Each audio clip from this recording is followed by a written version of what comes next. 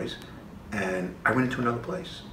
It was the weirdest thing. But see, the first time you meditated, did you feel weird about it? Because it took me a little while to get used to meditating. Now I can do it, and it's like a different world, and it is really good. Like, people don't understand about meditation, and think you and I were talking about this, like, the levels, it's like levels to it, you know? Because when I first started out, I didn't get it, and I have really bad ADD, so I kept thinking about other, you know I do. I kept thinking about other things, and I couldn't turn my mind off, but now that I'm at that level, it's changing, and I feel better physically after I do it. Did you feel like that in the beginning, or was it hard for you to get into it? Can I tell you that I actually feel myself there right at this moment?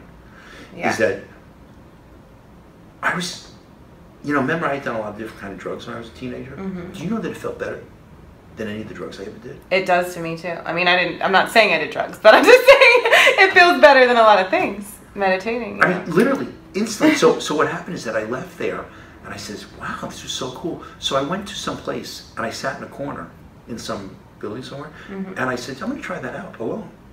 And I don't know how I did this, but I just went ahead and said like this, I'm going to do it for you right now. I used the word love. So I went like this. Love. Love. Do it one more time. Love. Love. And it puts me in a different place. Yeah, because it's really about the breathing too. People don't understand that. The breathing is so important in meditation. So what happened is that after that, I was walking along the street, and there was a sign that said potluck dinner. I never knew from any of this. And this is when you're in New Mexico already. New Mexico. Yeah. And so it said yoga ashram. Now, have you ever heard of the word yoga ashram? Yes. I think we talked about it. But yeah, most people haven't. Ashram is considered like a spiritual abode, a place where you try to get in touch with yourself. And so I went there. It was on a Sunday evening about 5:30, 5 o'clock, and it was vegan. Nobody knew what vegan was, but it was all vegetarian. I'm going like, wow, this stuff's delicious. Yeah, didn't they even think it was really weird to be a vegetarian back then? Oh, you were like, that weird. was weird, yeah. So when I finished it, and we did this kirtan, which is a dance that you do before you meditate. It's very cool, and gets you into the mood.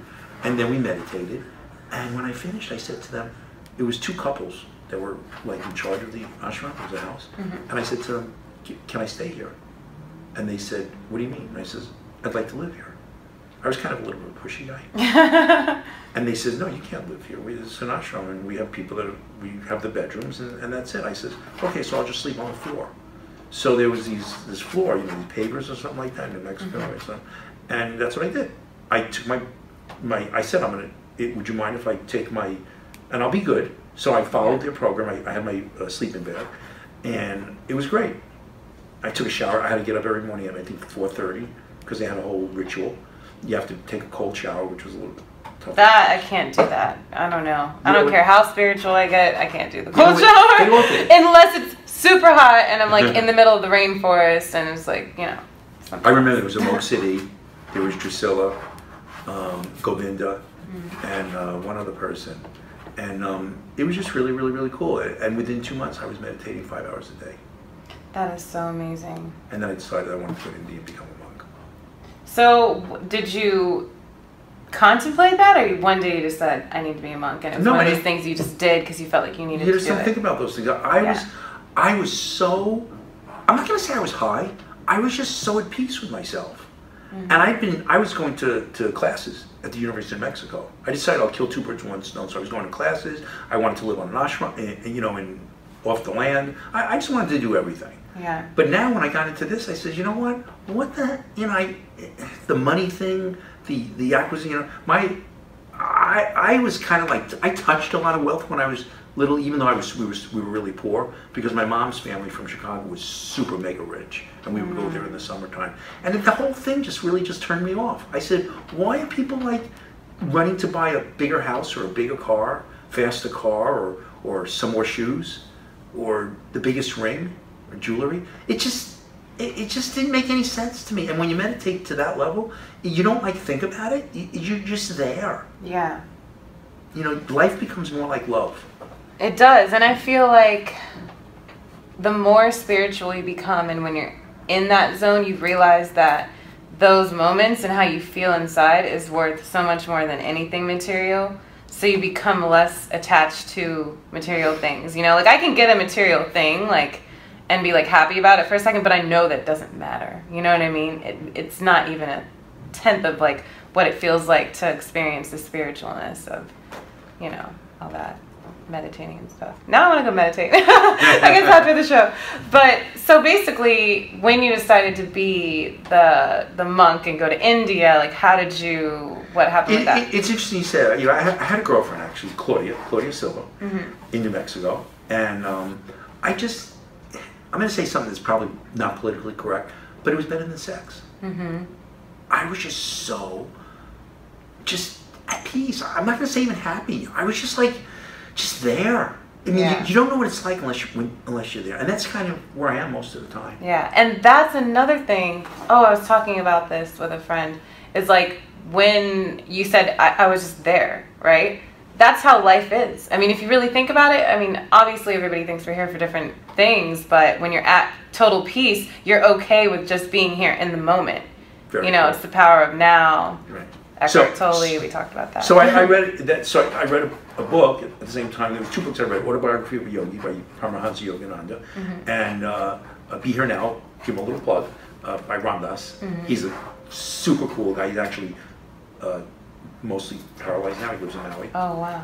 And I went to one of his retreats a couple of years ago, and I became friendly with his somebody who was very close to him, Krishna Das, KD. And I'll give him a little plug because I think he's probably one of the 5 most coolest guys on this planet Earth. Wow. Him and Nina.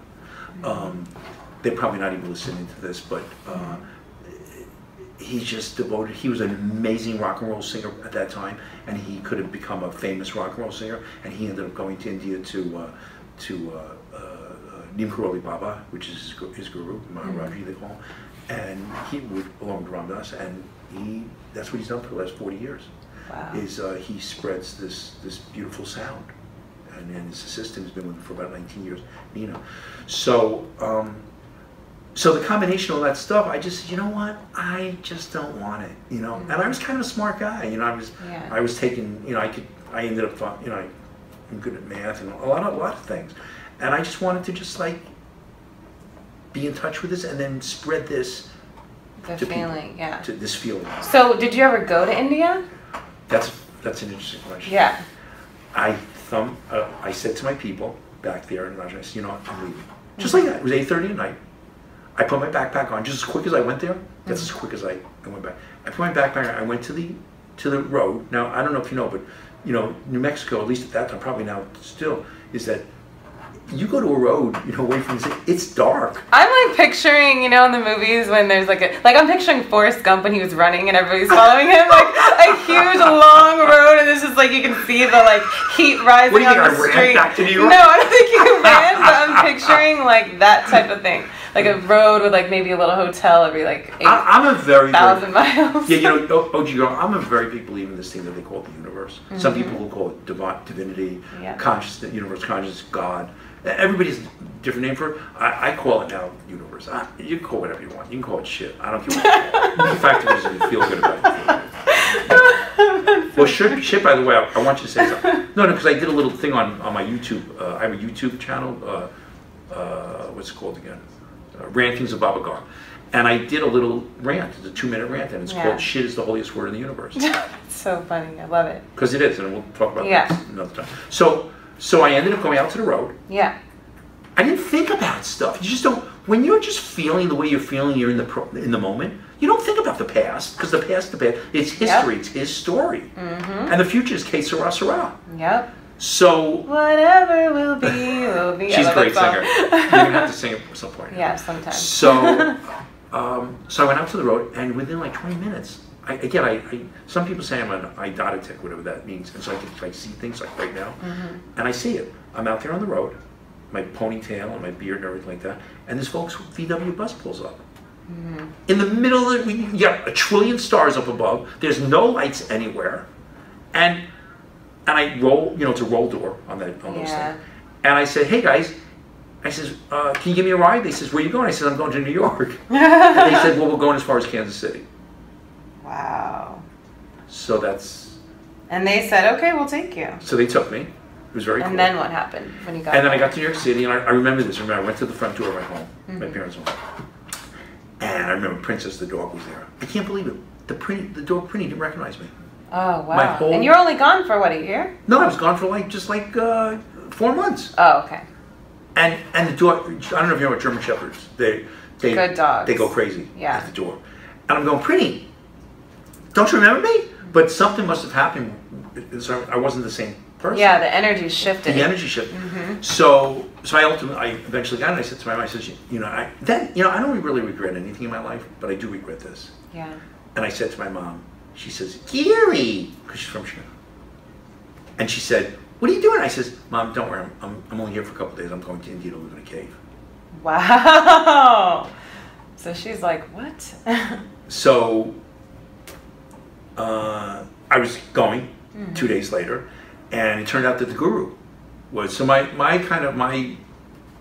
whatever you want to call it, I don't want to give it a label, but it was called the Nanda Marga, which means the path of bliss.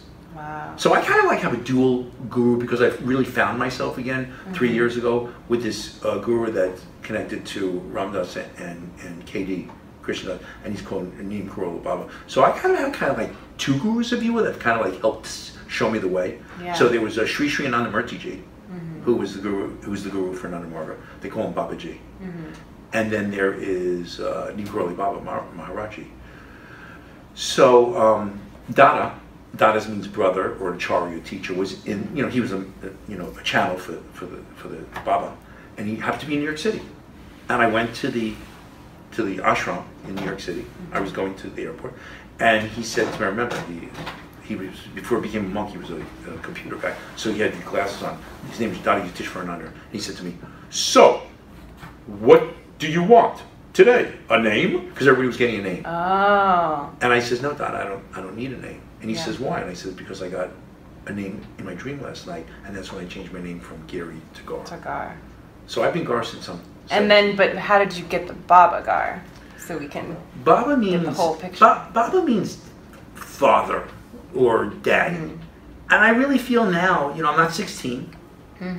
I feel like I'm 16. I was about to say, wait, you're not? No. All right, so you basically just said, I'm going to be Baba Gar, and that was it. That's it. If you want, you can call me Gar, you can call me Baba, you can call me Baba Gar, you can call me Schmuck. I don't care what the hell you call me. The fact of it is, I am who I am. Yes. And I'm not going to change. Yes, that's how everybody needs to be. Wow. So fun. Did we do any call-ins? We never got them. Boy, we're really good at structuring our time. Yes. Well, I guess we will be here next week for you guys. Fun talking to you, and we'll have much more from Baba Gar. You know what we say in our business? Yes. Peace, love, grace, and namaskar, which means, may the Lord be with you.